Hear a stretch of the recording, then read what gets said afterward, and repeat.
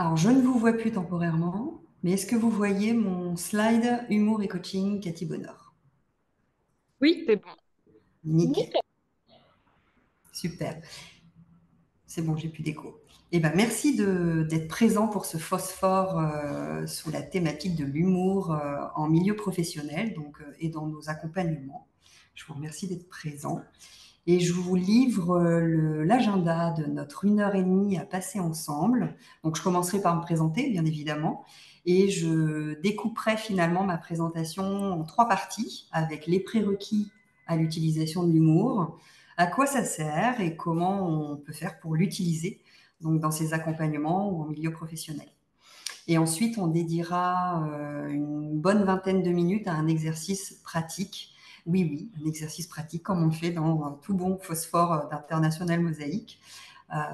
Et on reviendra en plénière pour partager ce qu'on aura pu tester, pratiquer et donc partager nos apprentissages avant de se quitter sur le mot de la fin. Alors, alors aujourd'hui, vous vous rendez bien compte qu'avec une thématique comme l'humour dans le coaching, il en va de ma légitimité et de ma crédibilité en tant que coach qui utilise l'humour dans son quotidien. Et donc, je vais avoir besoin de vous, là, tout de suite, c'est que je voudrais faire une photo, mais pas n'importe laquelle, s'il vous plaît, une photo de votre plus belle grimace pour qu'on se détende et qu'on attaque joyeusement ce phosphore dédié à l'humour. Alors, je vais couper mon diaporama temporairement, je vous retrouve. Et là, je voudrais donc vos beaux sourires. Je vais me mettre en galerie. Voilà, donc je vous vois toutes et tous. Hop, vous me voyez toujours? Ok, super. Pour ceux qui ont peur de perdre le réseau, je vous assure que vous allez le garder, hein. Vous pouvez mettre votre petite caméra juste. Voilà, merci. Une petite minute. Je prends mon plus bel appareil photo, qui est un iPhone 12 que je vais pouvoir ramener d'ailleurs à Apple très prochainement, hein. J'ai gagné un iPhone 15 grâce aux ondes qui sont émises. Et donc, je vous dis 4, 3, 2, 1 et vous me faites votre plus beau sourire. C'est maintenant 4, 3, 2, 1. Grimace. Merci beaucoup. Bon, ce que je ne vous ai pas dit, c'est que je mets ça sur LinkedIn ce soir ou demain, n'est-ce pas? Et que maintenant, j'ai un gros dossier sur vous. Donc, le phosphore, il va bien se passer. Ok. Ah, puis j'adore. On a même une. Ah oui, oui, nickel. La grimace, là, chez Bérénice, on est au taquet. On a même comment dire, la relève qui est avec nous ce soir. Donc, encore bienvenue à ceux qui nous ont rejoints. Je vais repartager du coup mes slides.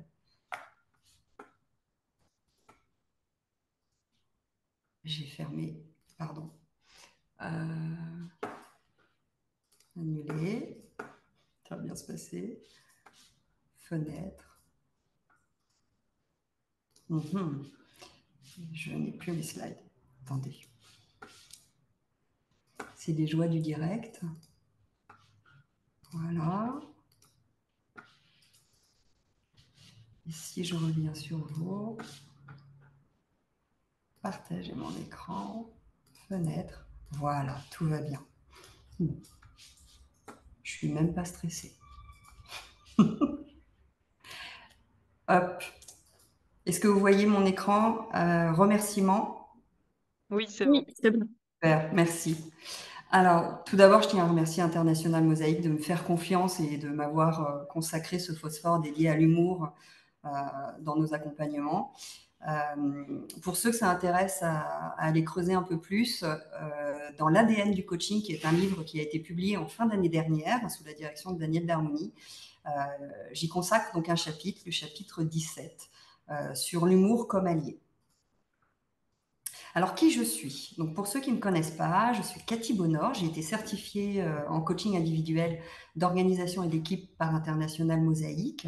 Et je suis également bénévole dans une association qui a une trentaine d'années, qui s'appelle Force Femmes, et qui accompagne les femmes dans leur deuxième partie de vie professionnelle à retrouver un emploi et à reprendre confiance en elles. Je suis également autrice de 2 romans, puisque à mes heures perdues, j'aime m'écrire.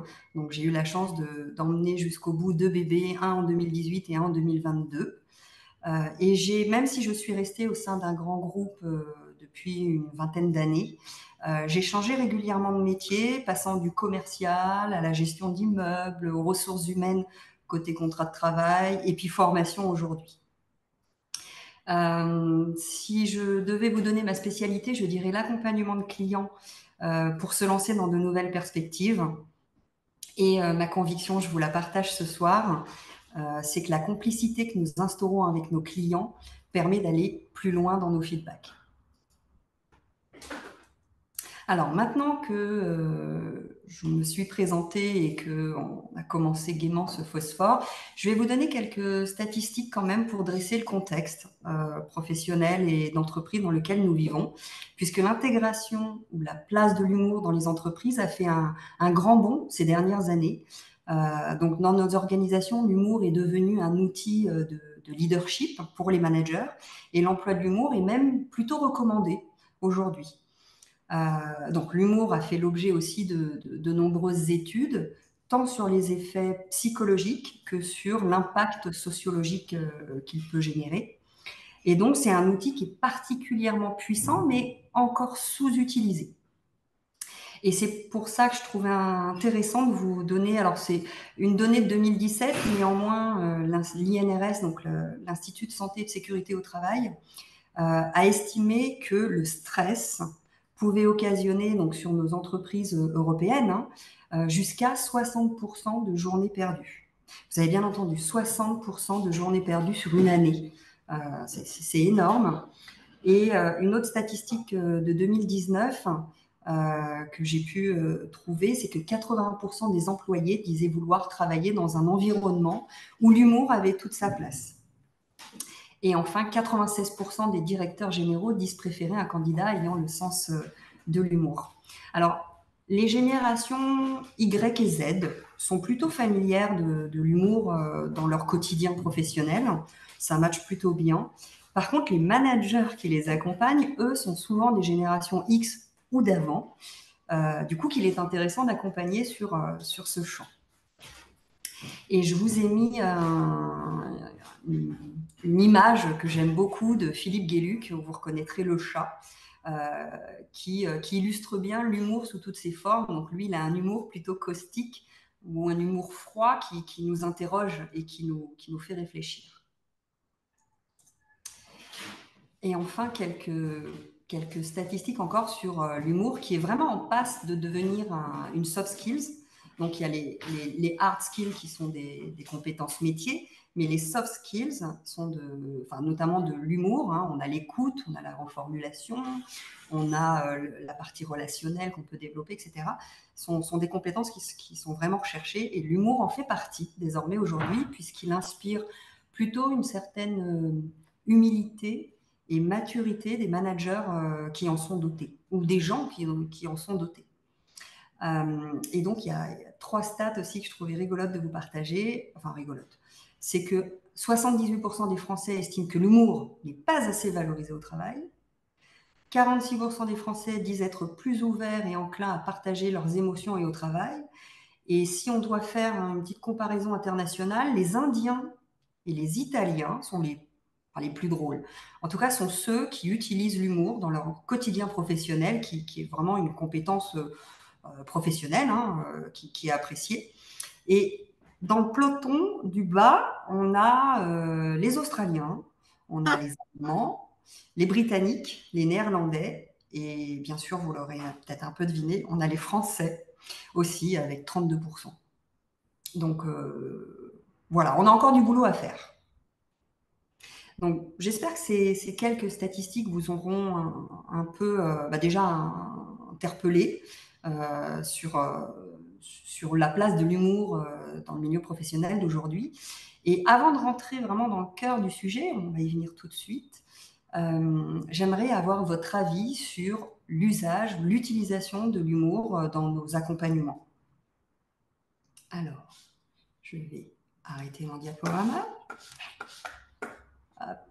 Je vais vous lancer un petit sondage sur Zoom. Ça va faire une question. ballon, lancement. Donc, normalement, vous voyez la question. Donc, sur l'utilisation de l'humour, dans nos accompagnements, vous en pensez quoi? Alors, A, l'humour est à bannir. Il discrédite que ce soit en entreprise ou en coaching. B, l'humour reste dangereux. Il est à utiliser avec parcimonie. C, l'humour permet d'être soi-même et permet à son client de se décontracter et de se livrer. Et enfin, D, l'humour s'utilise ou pas selon la sensibilité de son client.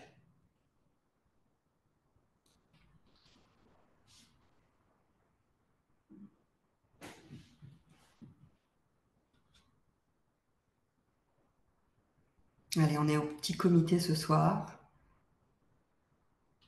J'ai 17 participants, donc 15 réponses. Bon, ça me paraît plutôt pas mal. Alors, si je mets fin au sondage, donc on est plutôt sur les deux dernières. Hop. Vous visualisez les résultats? Du coup, je vois pas ce que... Non, on les voit pas. Vous les voyez pas. Partagez le résultat alors. Et là? Là, c'est bon. Ok. Donc, on a 67% sur le C. L'humour permet d'être soi-même et permet à son client de se décontracter et de se livrer. Je partage, vraiment, je partage aussi. On le verra après dans les prérequis, enfin surtout dans l'utilisation, mais en tant que nous, coach, le fait d'être moi-même et d'utiliser, pour moi, c'est du positif. Voilà, ça m'aide en tout cas à faire les feedbacks et à réfléchir tranquillement sur ce que j'entrevois quand j'accompagne mes clients. Et on a D aussi, l'humour s'utilise ou pas selon la sensibilité de son client.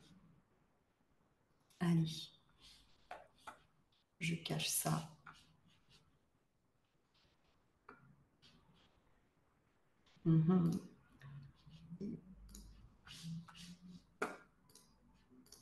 Et je reviens sur mes slides.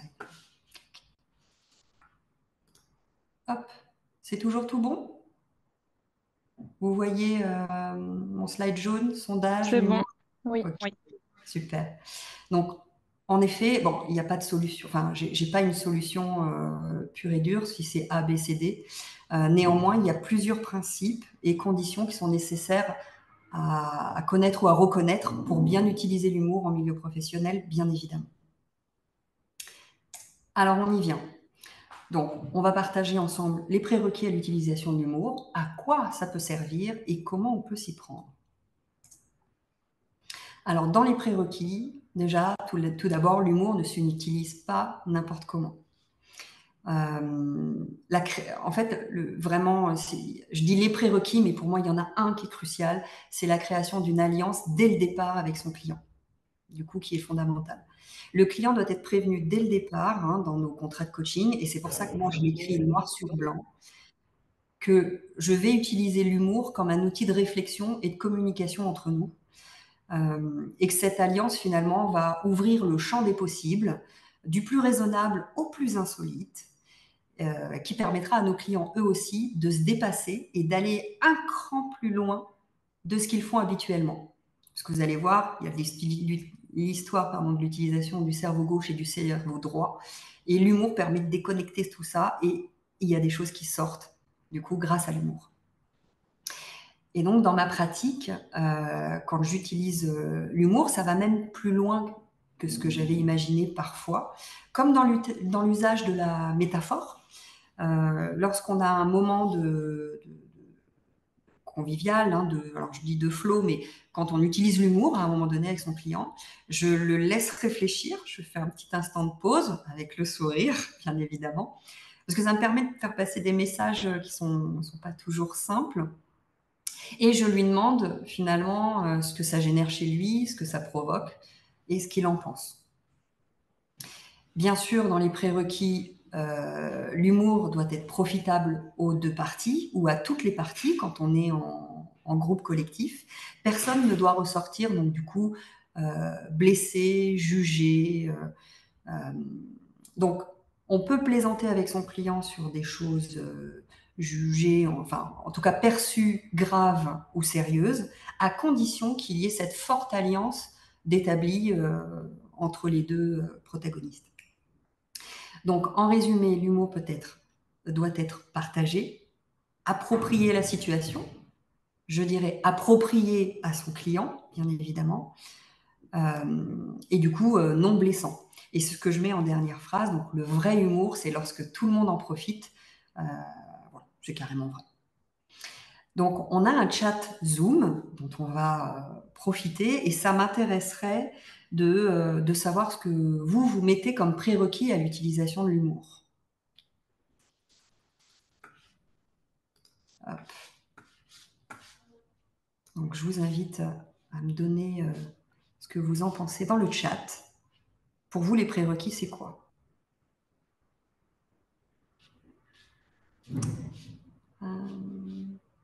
Hop. Discuter.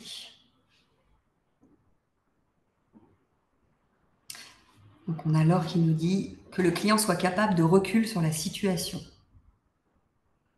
Oui. Et notamment dans le contrat de coaching au départ, j'explique à mon client qu'il a le droit de me dire stop. Il a le droit de me dire que j'ai été trop loin. Et quand on dit prendre du recul sur la situation, là on parle du client, mais je dirais même que nous, en tant que coach, on doit être capable de prendre aussi l'humour à notre rencontre. Donc il faut qu'on puisse voilà, réagir positivement également. La confiance, oui, c'est le contrat d'alliance hein, qu'on dresse dès le départ. Je vois qu'il y a des personnes qui sont arrivées après, on va être obligé de refaire notre photo à la fin. Hein.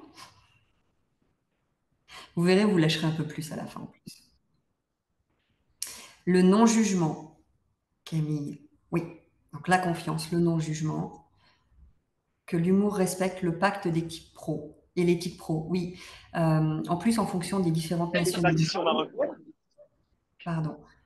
En fonction des expériences de vie, des nationalités, hein, dans quel pays on vit, etc., l'humour ne va pas être le même. Donc il faut être vigilant à ça, bien évidemment. Et d'ailleurs, tout à l'heure, dans les statistiques, quand on disait que les Britanniques n'étaient pas folichons, hein, qu'ils n'utilisaient pas forcément l'humour en milieu professionnel, finalement, je me dis, ceux qui ont fait l'enquête, l'étude, si ce n'étaient pas des Britanniques, finalement, est-ce qu'ils se comprenaient? Parce que je trouve les Britanniques, entre eux, ils sont extrêmement... ils pratiquent l'humour professionnel aussi, il n'y a pas de raison. Que l'humour respecte le pacte éthique, donc ça, je l'ai dit. Hop. Une intention au service de l'objectif du client. Oui, oui, oui. Bien sûr, le client déjà ne doit pas se sentir jugé, blessé ou mis en porte-à-faux. Donc, il doit servir l'objectif, bien sûr. Que l'humour soit culturel chez le coach afin qu'il sache choisir la situation adéquate en fonction de la perception de son coaché pour l'amener à prendre de la distance sur les propos énoncés. C'est tout à fait ça. On va voir tout de suite après à quoi sert l'humour. Et bien sûr, l'effet de distanciation, distancialisation est à prendre en compte. Savoir le doser. Ok. Bon, ça paraît du bon sens, mais ça va mieux en le disant. Donc voilà, il y avait un prérequis, en tout cas, qui me paraissait super important, c'était le contrat de coaching. On en parle dès le début avec notre client et on scelle l'alliance comme quoi on va l'utiliser. Ok. Je reviens sur mes slides. Hop. Je compte sur vous pour me dire si vous voyez le bon slide. À quoi peut-il servir? Super. Donc, à quoi il peut servir? Tout d'abord, l'humour est un excellent outil relationnel. Ça, je pense qu'on fera l'unanimité sur ça. Et il y a une étude du MIT, de la London School, qui atteste de l'impact positif de l'humour au travail.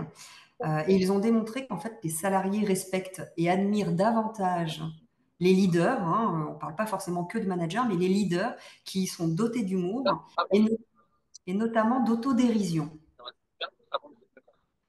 parce que cela renvoie l'image en fait d'un manager ou d'un leader avec une forte intelligence émotionnelle, qui est capable de se remettre en question et de ne pas se prendre trop au sérieux. Je crois qu'on a un micro d'ouvert, si vous pouvez le couper, super. Et même si ça peut paraître subjectif, c'est ce que je vous mets à côté en rose. Un manager drôle est plus motivant pour 27% des interrogés et rend les collaborateurs plus efficaces pour 15%.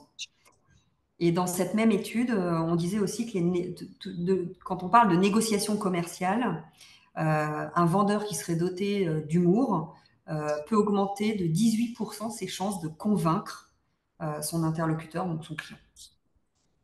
Donc, l'humour, à quoi ça sert? L'humour, ça a ce don de réunir les individus, de désamorcer un conflit, de défendre une opinion ou une position, d'apaiser ou d'assainir des relations sociales, d'exprimer quelque chose de délicat, de déstresser et de détendre l'atmosphère, de libérer les tensions.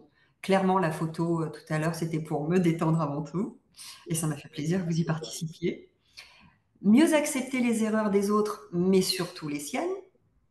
Éviter de trop s'exposer. Rire de soi, apporter du recul et même surprendre. Et surtout, je dirais que ça apporte une sécurité psychologique qui facilite finalement l'expression d'idées et la communication de manière générale.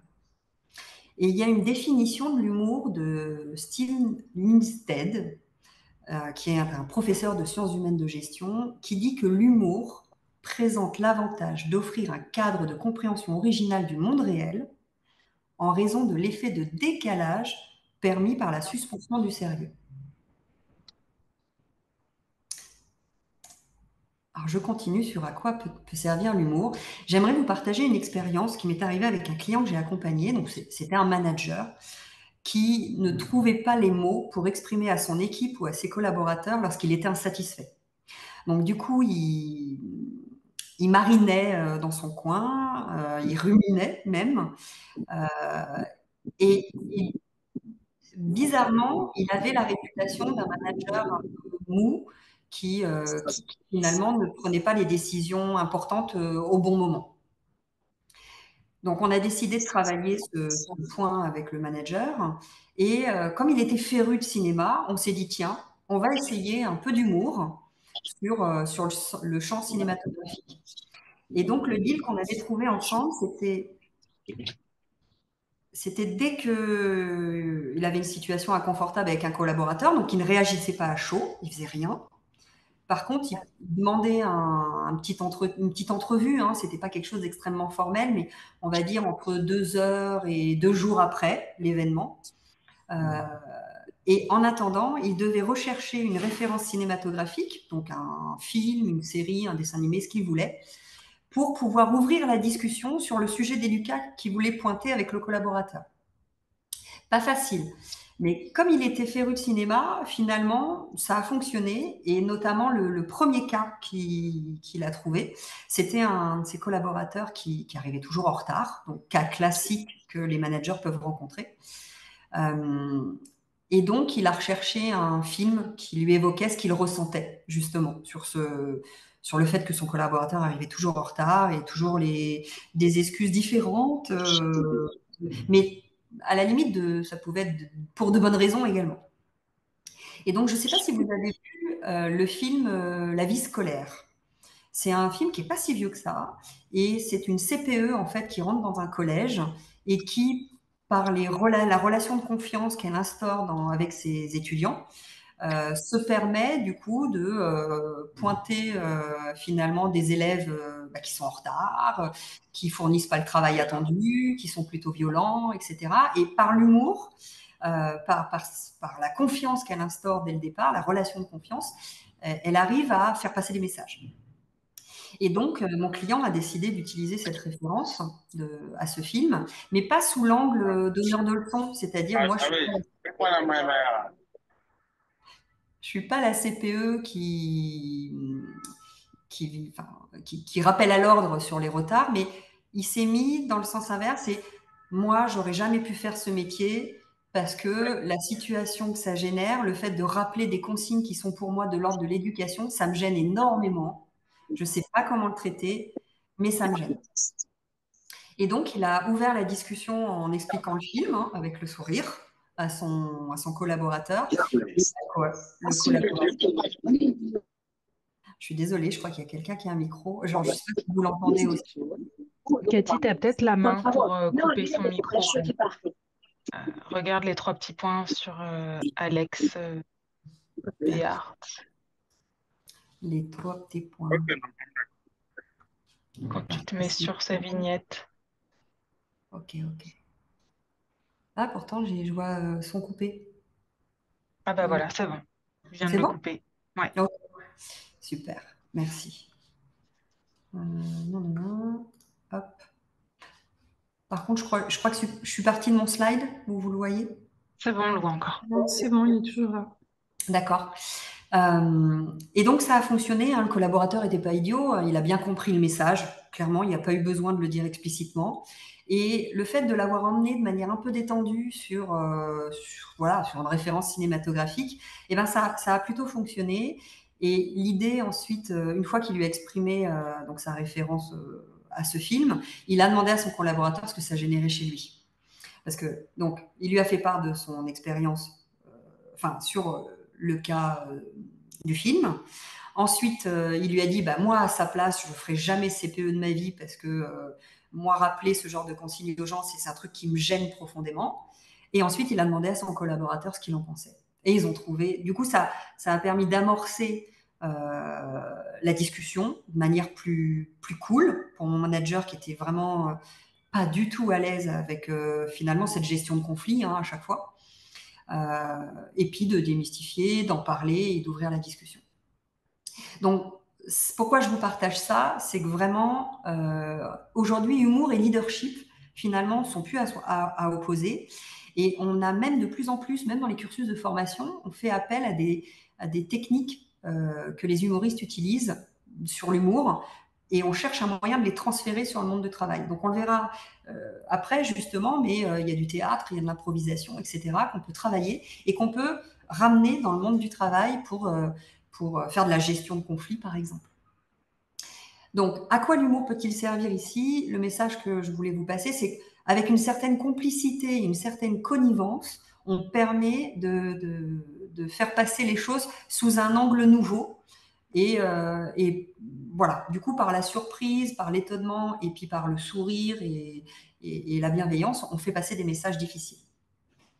Et en plus de ça, c'est ce que je vous mets à la fin de mon slide, ça a vraiment des vertus thérapeutiques favorables, l'humour, puisque quand on est dans une situation de flow, une situation agréable, on sécrète finalement de la sérotonine et de la dopamine qui dopent notre cerveau et qui augmentent nos connexions neuronales, qui permettent donc une meilleure créativité, une meilleure innovation et de rapidité dans l'exécution des tâches et de résolution de problèmes. Donc, on a tout intérêt à utiliser l'humour dans notre quotidien professionnel. Donc, si je devais un peu synthétiser tout ce que je viens de vous dire, finalement, il y a 3 effets importants que l'humour permet. Il y a un effet de connivence qui permet de plaisanter avec son client à propos de choses sérieuses ou sérieuses, qui renforce finalement l'alliance coach-coaché en instaurant une relation de confiance. Ensuite, il y a l'effet de distanciation ou de dédramatisation. Donc, si notre coaché rit finalement de son propre comportement, eh ben, c'est gagné. Parce que rire de soi-même est le premier pas vers l'acceptation et la résilience face à une situation qui nous fait mal, clairement. Et enfin, il y a un effet de déplacement où l'humour permet de placer ce qui nous gêne, hein, le caillou dans la chaussure, finalement derrière nous et d'avancer. Voilà ce que je voulais vous dire sur la place, à quoi servait l'humour. Et donc, vous en pensez quoi? Voilà, je vais revenir dans mon chat. À quoi l'humour peut-il servir? Est-ce que j'ai oublié des choses? Parce que dans ce slide-là, vous avez vu, il y a tout un tas de choses très sympathiques que permet l'humour. mais est-ce qu'on en a oublié? Hop, je reviens là. Ok. Donc je suis dans le chat.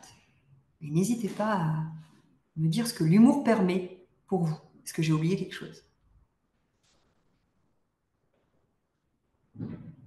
Dédramatiser. Ouais. Être sérieux sans se prendre au sérieux.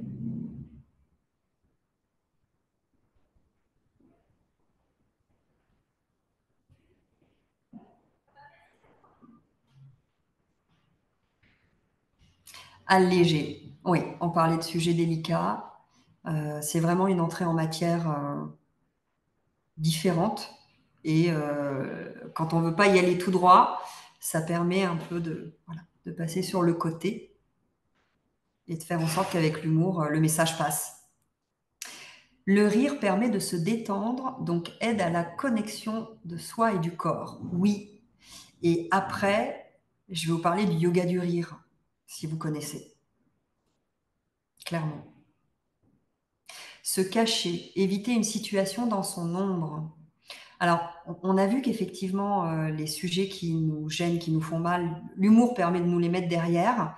Néanmoins, en fonction du sérieux du sujet, entre guillemets, si ça nous dépasse en tant que coach, là, il faut voir éventuellement avec un autre praticien qu'un coach. Parce que, bon, voilà, le but, c'est de ne pas mettre le sujet, comme on dit, balayer le sable sous le tapis, là. Faire attention à ça.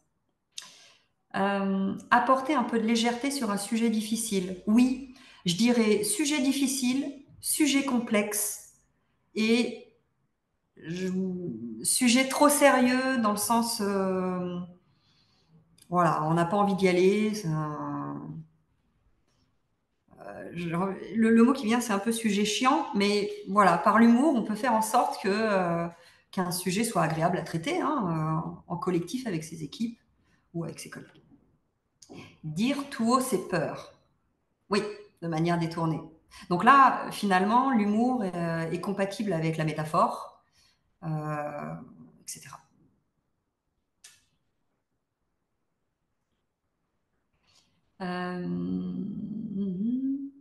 Rire tout court, pas seulement de soi. Ouais. La connexion entre coach et coaché. Donc ça renforce l'alliance, bien sûr. Nos clients nous font plus confiance, puisqu'à partir du moment où on a bien établi la communication et que l'humour fait partie de notre registre de communication, on peut faire passer plein de choses. Se cacher pour éviter une situation, non, ça je l'ai lu. Le rire est une émotion et pas de changement sans émotion. Ah, j'adore. Oui, tout à fait. Le rire n'est pas l'ennemi de l'apprentissage. Walt Disney. Et dans certaines entreprises, bon, on n'y est pas, mais comme vous l'avez vu sur les statistiques, on y vient de plus en plus. Ok. Eh bien, merci pour ça. Je vais continuer. Hop. Partager. Hop.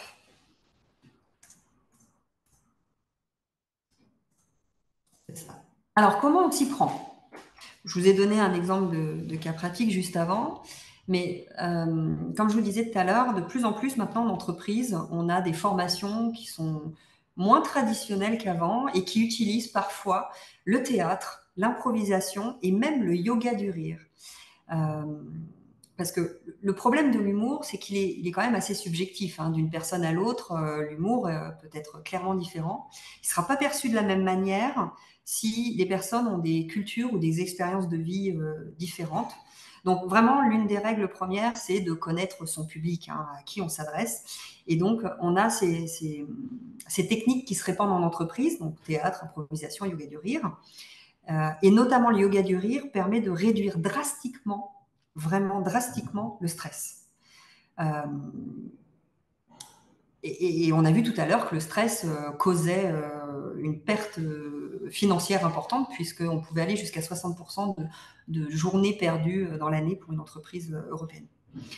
Donc le rire ensemble, pardon, quotidiennement permet de créer du lien entre les membres et augmente la productivité et l'efficacité au travail. Et je vous ai mis l'action entraîne l'émotion. Pourquoi je vous ai mis ça? C'est que dans les exercices de yoga du rire, je ne sais pas si vous en avez déjà pratiqué, mais on fait des exercices d'ouverture de mâchoire, de yeux, on fait des techniques de respiration, de relaxation, voilà, qui détendent.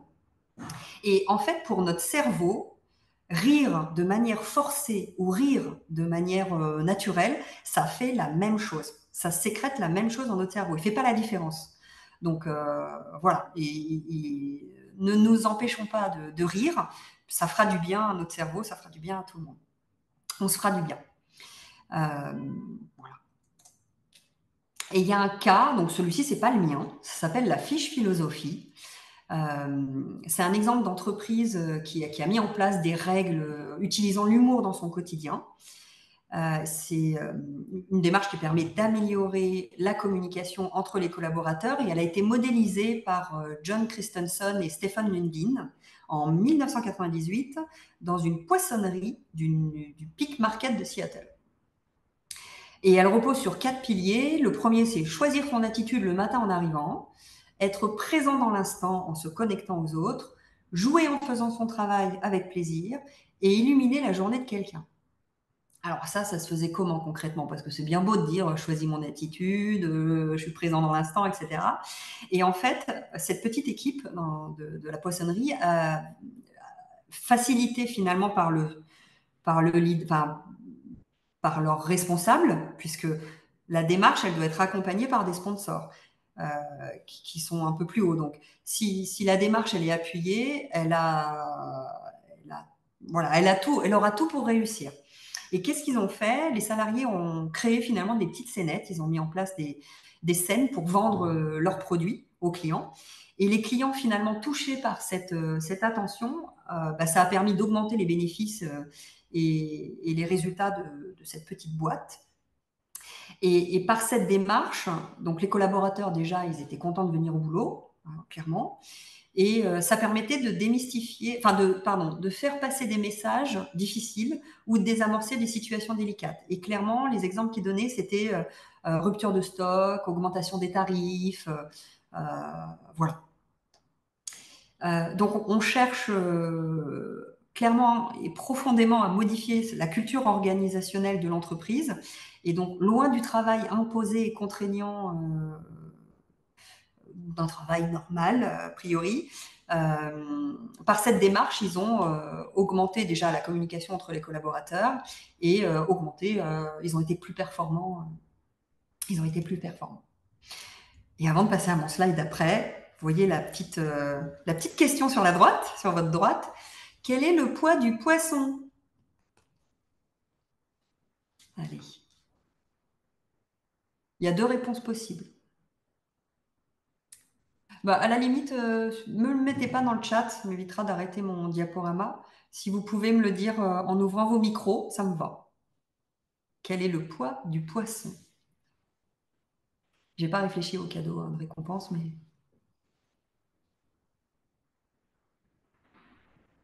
Déconnectez vos cerveaux. Qu'est-ce qu'il y a derrière? C'est une blague. Quel est le poids du poisson?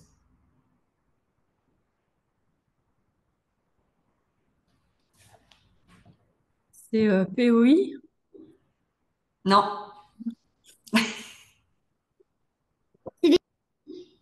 C'est des petits pois. non. Pensez au verlan. Ça, c'est la première.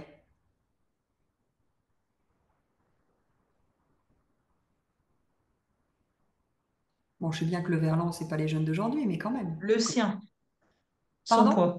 Son Son poids. poids, Son le poids. sien. Ouais, c'est ça. Et sinon, il y en a une deuxième que mes enfants m'ont sortie et que je n'avais pas prévue, c'est on s'en fiche. Et là, j'ai dit bravo. Allez, je continue. Oui, j'ai rien oublié. Alors, comment on s'y prend? Comment on s'y prend? Alors, je suis désolée.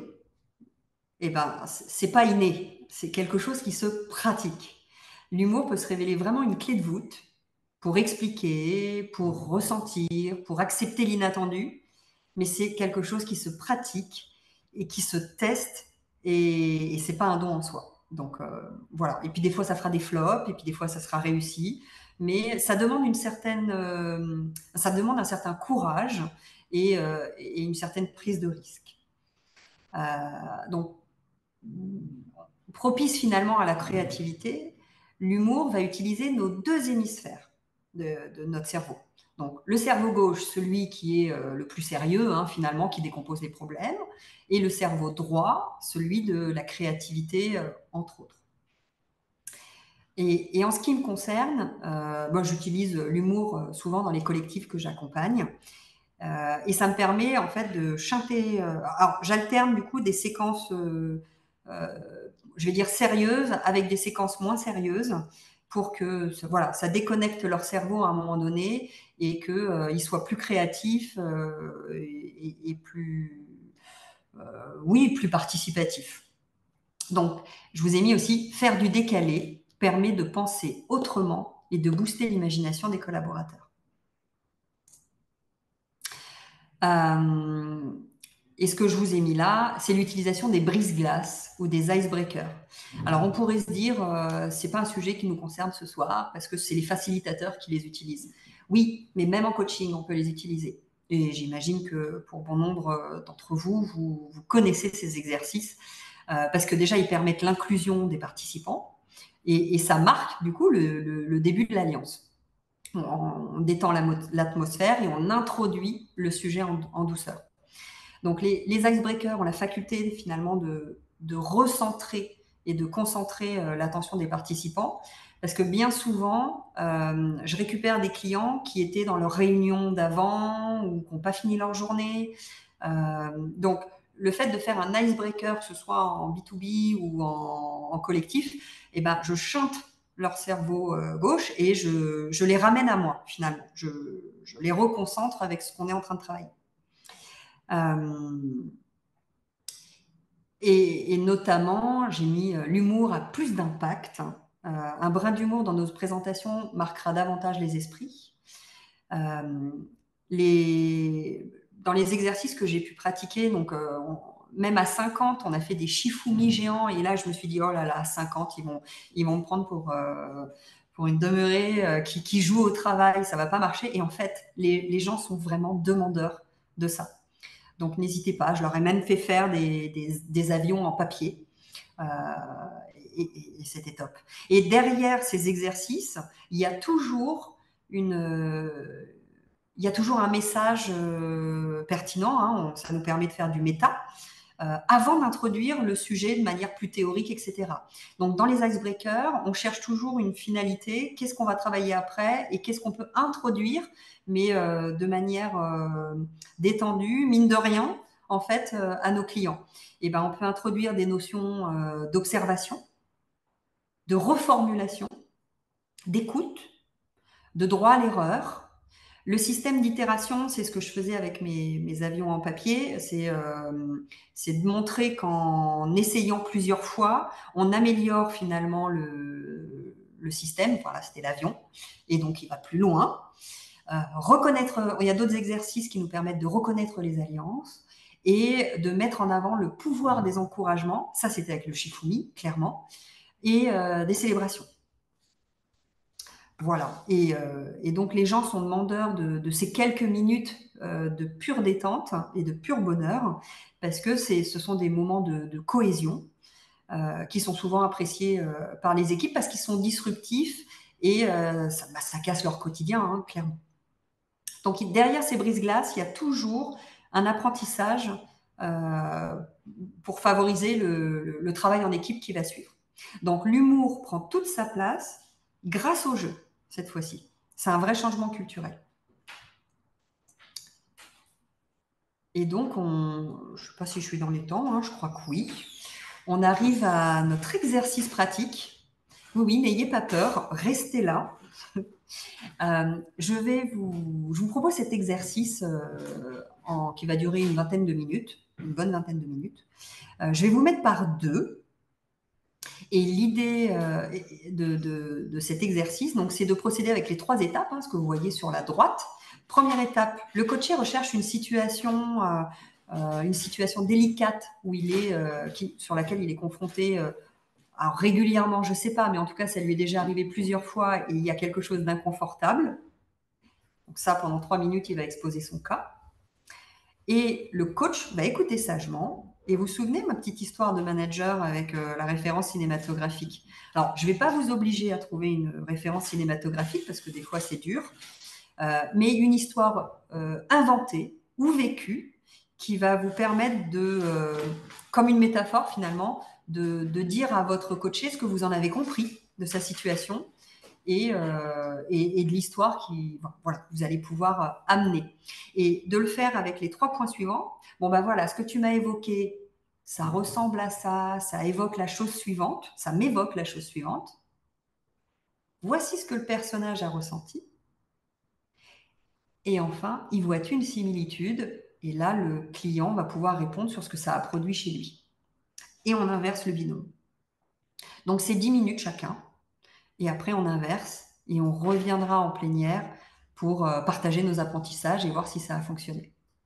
Je ne vous vois pas, mais je suis sûre que là, il y en a qui se disent une référence cinématographique, un dessin animé, comment je vais faire? Vous allez voir, ça va venir tout seul. Et si ça ne vient pas tout seul, vous inventez. Hop. Donc, il est 6. Je vous propose de revenir en salle à 25. Alors, arrêtez le partage. Toc, toc. Discuter, sondage, participants. Mage. Comment je fais pour vous mettre en sous-salle? Je ne vois pas le truc. Ne soyez pas. Arrêtez le rien. Discuter. C'est pas discuter. Ah, salle de discussion, pardon. Alors, on est un chiffre impair, donc il y aura peut-être un observateur, c'est pas grave. On va faire 6 salles. Hop. Donc, si vous êtes coaché et qu'il y a une 3e personne, observateur, et bien sûr, vous lui dédiez 1 minute de feedback, de méta. Hop, donc c'est créé. Je pense que ça s'est fait tout seul. Oui. J'ouvre les salles et je vous récupère à 25. Est-ce que vous voulez que Est-ce que vous avez le temps de prendre la photo sur l'exercice ou est-ce que vous avez besoin que je vous le rappelle? Ouais, ok. Alors,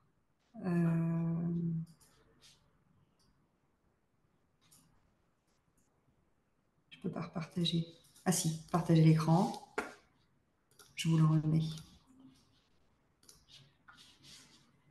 Hop, je vous laisse prendre la photo. Donc, pendant 3 minutes, le coaché donne sa situation un peu inconfortable. Ensuite, le coach lui fait son feedback avec une histoire inventée ou vécue. Ça ressemble à ça m'évoque la chose suivante. Et voici comment le personnage était, ce qu'il a ressenti. Et vous lui demandez ce qu'il y voit comme similitude, ce que ça produit chez lui. Et on inverse. Tac. Ça doit être bon pour la photo. Allez, je vous dis à tout à l'heure. Bon, je pense que toutes les salles sont revenues. Alors, il manque Catherine qui était avec moi, mais je pense que... Il y avait une 2e Catherine. T'en vas, Camille, au revoir, il paraît. Voilà. À bientôt. Il faut que je vous laisse.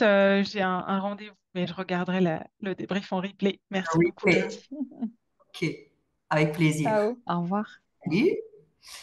Alors, et si nous partagions nos apprentissages? Qui a testé et veut partager ce qu'il a vécu? Ça a fonctionné, ça n'a pas fonctionné, c'était un flop, c'était une réussite. Oh. Et là, c'est open bar, vous pouvez ouvrir les micros. pas de problème. Je peux avoir les enfants qui pleurent. Je peux tout Je, Et, je partageais mon expérience avec Catherine, donc du coup, voilà, je lui ai relaté le cas d'une collaboratrice qui arrivait le matin en permanence avec soit un côté très euphorique, soit un côté complètement fermé et très, très, très, voilà, très de mauvaise humeur. Et donc, la métaphore qu'on a trouvée, c'était finalement le film Dr. Jekyll et Mr. Hyde.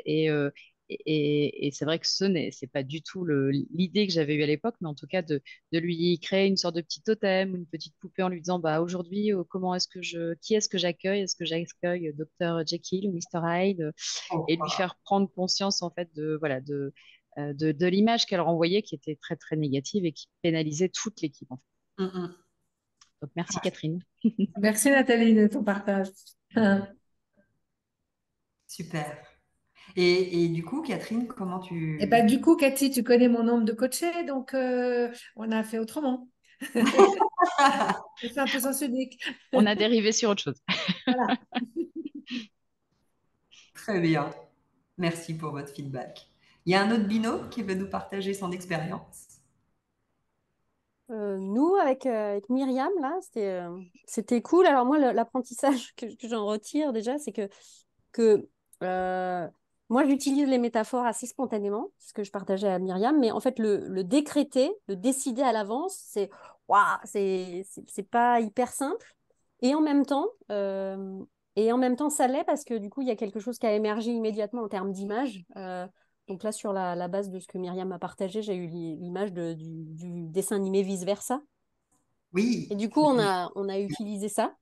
Donc c'était assez intéressant à ce titre-là, en fait, de pouvoir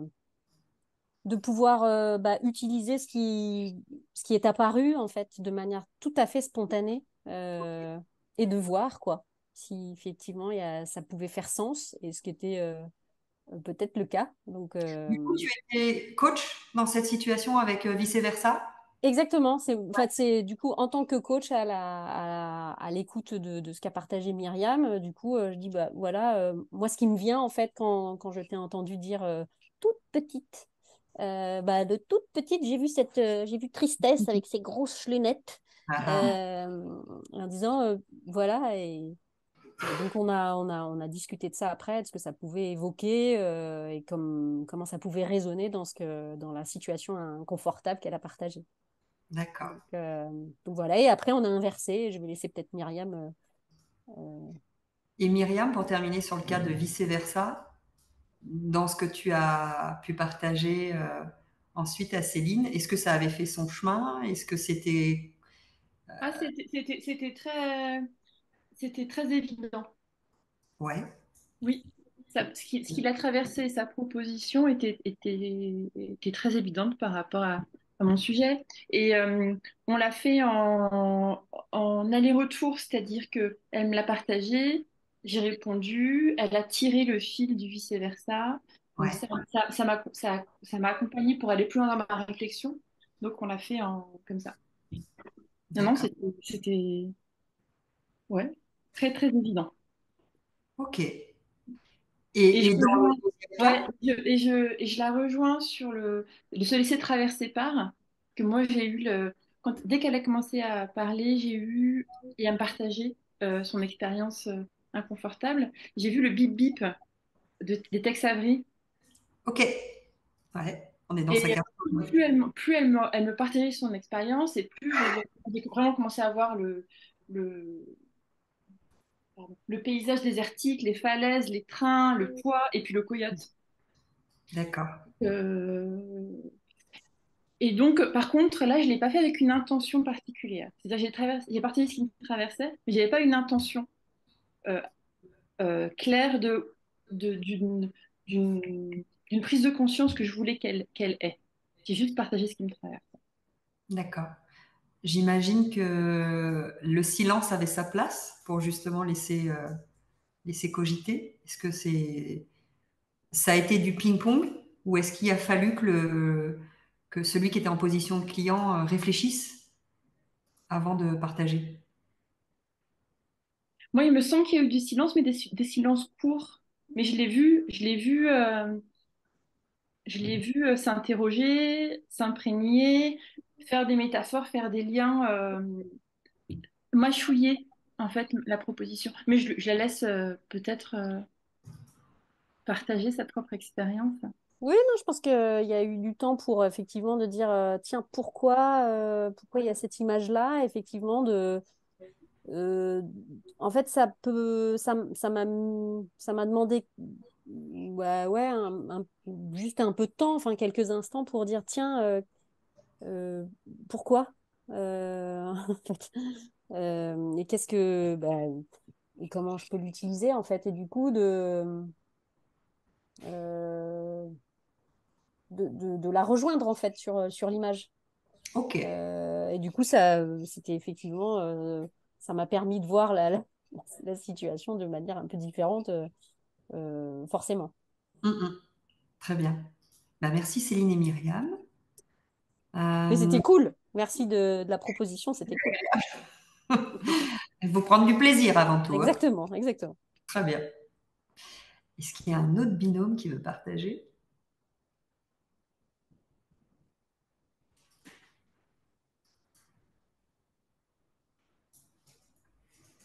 Non, sur la réflexion, le temps de réflexion, vous m'entendez? Ah, je crois que j'entends pas tout. Parce que des fois, ça marche pas très bien. C'est le son qui est étouffé. Donc, si le son n'est pas bon, on n'est pas partagé parce que c'est quand même assez. D'accord. C'est dommage parce que Laure, elle est partie. Parce que Laure était en binôme avec Laure. Voilà, mais Laure a dû s'absenter. Je sais. Oui? Oui, moi je veux bien partager, même si j'ai perdu mon binôme aussi. A dû nous quitter, mais il y avait Bérénice, Béatrice qui en était en observation. observation avec nous, donc peut-être tu pourras aussi partager. Mhm. C'était assez puissant, j'ai trouvé. On a eu une première phase assez rapide où je coachais Camille. Et donc ça, Béatrice n'a pas vu, mais l'apprentissage, c'était que Camille m'a partagé quelque chose qui potentiellement pouvait peut-être être un peu différent. M'a dit que c'était très difficile pour elle et que ça se répétait souvent. Et j'ai une image qui m'est venue de Bambi, le film de Walt Disney sur la glace avec Pampan, là, et où il se relève et il s'effondre régulièrement avec Pampan enfin, le lapin qui se moque de lui, mais avec toute la tendresse aussi de cette scène-là. Et au final, Bambi arrive à prendre de la confiance et à repartir. Et en fait, je me suis rendu compte que que j'avais aucune idée de qui était Camille et que enfin, sa présentation était très rapide et que j'ai tout de suite proposé cette image-là et je me suis dit, oh là là, j'espère que ça va parce que elle n'avait pas vu en plus, elle n'avait pas la référence. Euh, mais on s'est dit toutes les deux que ce qui était intéressant, c'est justement de laisser venir une image un peu spontanément et de jouer le jeu. Et elle m'a dit que pour elle, en tout cas, c'était intéressant. Ça décalait vraiment son regard sur la situation. Donc ça, c'était un premier apprentissage de la force, en fait, d'une image décalée. Voilà. Et puis en laissant bien sûr la liberté au coaché de prendre ou de pas prendre. En tout cas, ça suscite une discussion qui décale peut-être quelque chose un peu grave, un peu sérieux.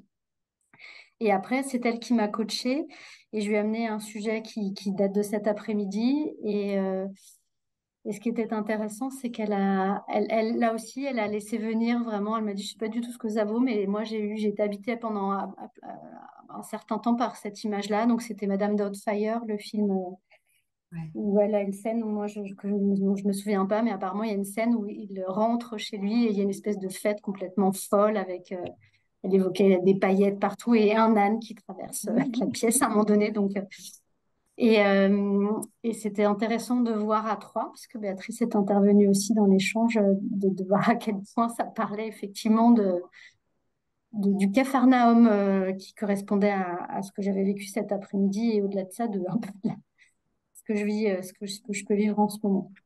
Voilà, puis il y a eu, voilà, on a pu tirer le fil sur d'autres choses, mais je ne vais pas tout détailler. Mais en tout cas, c'était très puissant.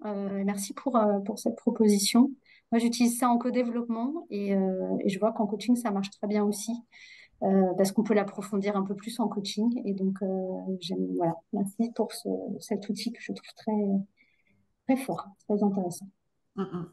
Et on peut l'utiliser aussi en icebreaker en mettant les gens en rond avec une personne devant et on fait tourner toutes les X minutes. Alors, du coup, c'est quelque chose d'extrêmement rapide. C'est quelqu'un qui expose un caillou, mais petit, on va dire, un petit caillou. Et la personne qu'elle a en face de lui pendant quelques minutes, je ne sais plus combien, ça doit se tourner toutes les 2 minutes, je crois, quelque chose comme ça, lui dit, bah, tiens, ça me fait penser à ça. Et finalement, et après, ça tourne. Et donc, on laisse la personne avec cette image de quelqu'un qui ne nous connaît pas forcément, mais de la manière dont on a raconté la situation, et puis de la situation, quelque part, on laisse dans notre cerveau une idée de, tiens, il y a un effet complètement décalé, qu'est-ce que j'en fais? Et puis voilà, ça sert. Donc voilà, j'aime bien aussi cette image, laisser venir une image, hop, on la donne, ça vaut ce que ça vaut. Peut-être que ça matchera dans le cerveau qu'on a en face, ou pas, mais en tout cas, on essaye. Merci beaucoup. Je crois qu'on a Est-ce que entendu. je peux juste réagir? Moi, j'observais, alors bon, je ne reviens pas sur ce qu'a dit Lucie, mais en écoutant là le débrief, je me dis que ce qui a été très important et intéressant, c'est que finalement, Lucie et Camille ont fait un pacte dès le démarrage de dire on laisse venir une image et le reste, Viendra. on s'en fiche. Donc, Ouais. comme pour le poisson, voilà. Bon. Et Oui, effectivement, le reste est venu. Et parce que le pacte était là, qu'il y avait ce cadre-là, finalement, moi, quand j'écoutais, j'ai dit, mais bon, Lucie décrit un capharnaüm, mais moi aussi, quand j'observe, c'est une espèce de capharnaüm, on ne sait pas où on va, c'est un peu ubuesque. Et en fait, je pense que peut-être, je fais l'hypothèse que ce pacte de départ, bah, il a permis aussi des choses. ouais. Mm. Très bien.